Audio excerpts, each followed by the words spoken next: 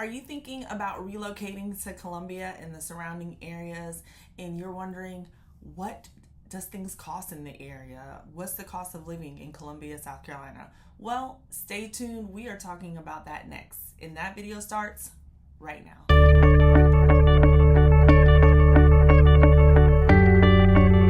Hey guys, welcome back and thanks for tuning into my channel. It's Shayna Flemming with the Flemming team, and I'm super excited to bring you guys this video. Did a lot of research for you guys around the cost of living, and I hope this video is helpful to anyone who's thinking about relocating to our area.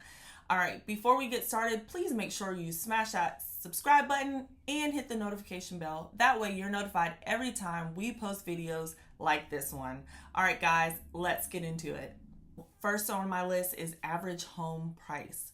So the average home price in the Northeast area, and this is specific to Northeast Columbia, is $280,000. And that'll get you a home anywhere from 3 to 5 bedrooms, 1,800 square feet, up to 3,000 square feet.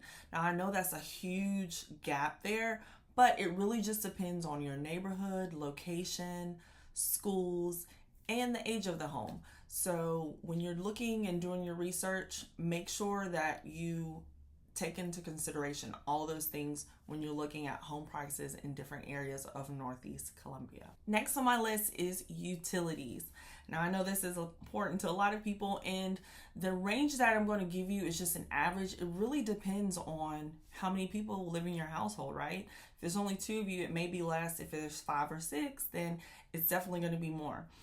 So the average electric bill is $180. Now, if you have a home with gas, on the Northeast side, Dominion, for the most part, handles gas and electric in the area. So if you have anything that's gas, like your fireplace or your stove cooktop or your gas furnace for your heating and air, then the bill may fluctuate a little bit, but gas is definitely a lot less in our area.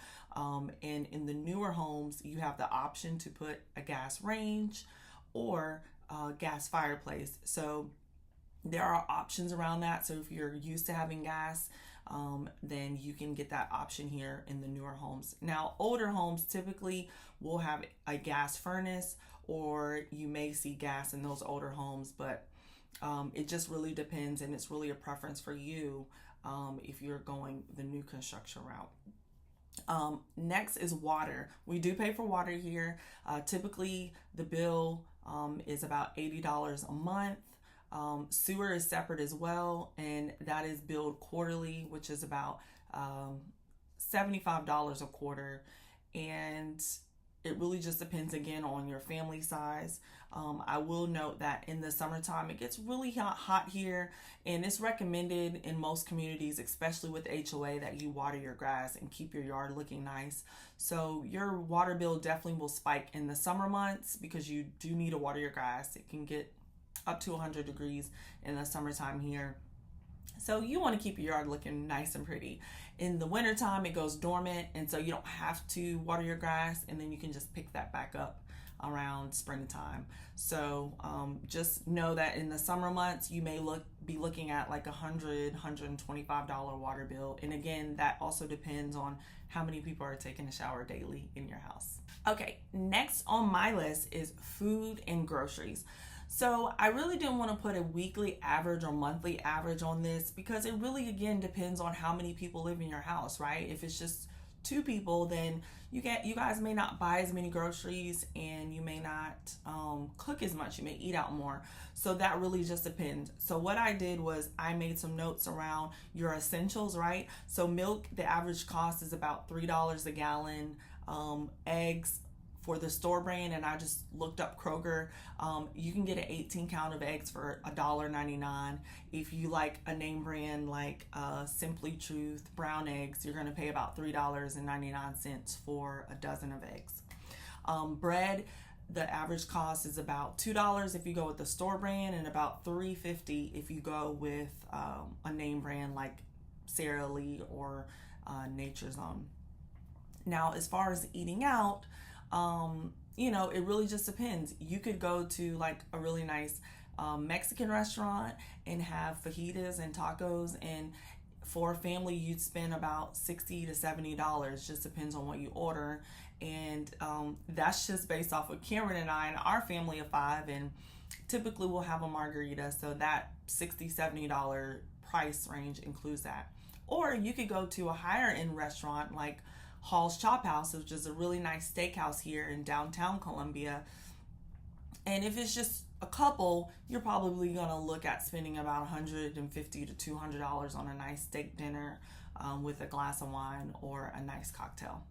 As far as transportation is concerned, the average price for gas right now is $3.10, and that's for regular unleaded gas. If you drive a car that takes premium gas, you're going to be looking at about $3.50 a gallon, which I think that's pretty good. Right now, the national average is around $4.10, so we're definitely under that.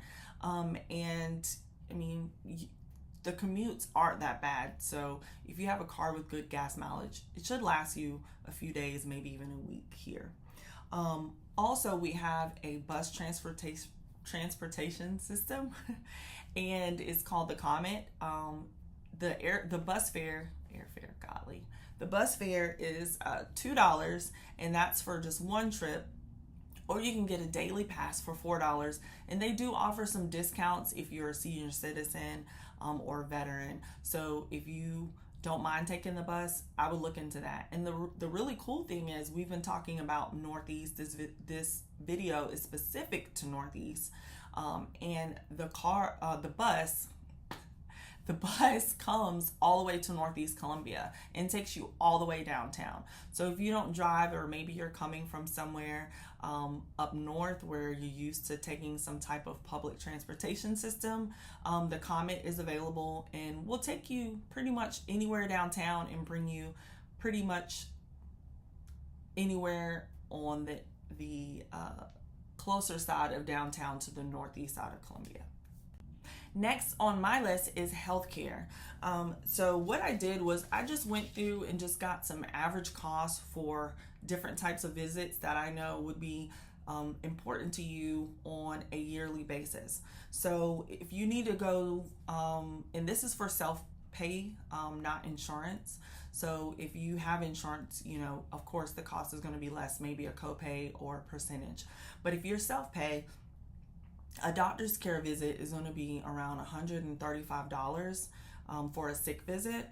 A dental cleaning, like regular checkup, is about $60, and that includes x-rays.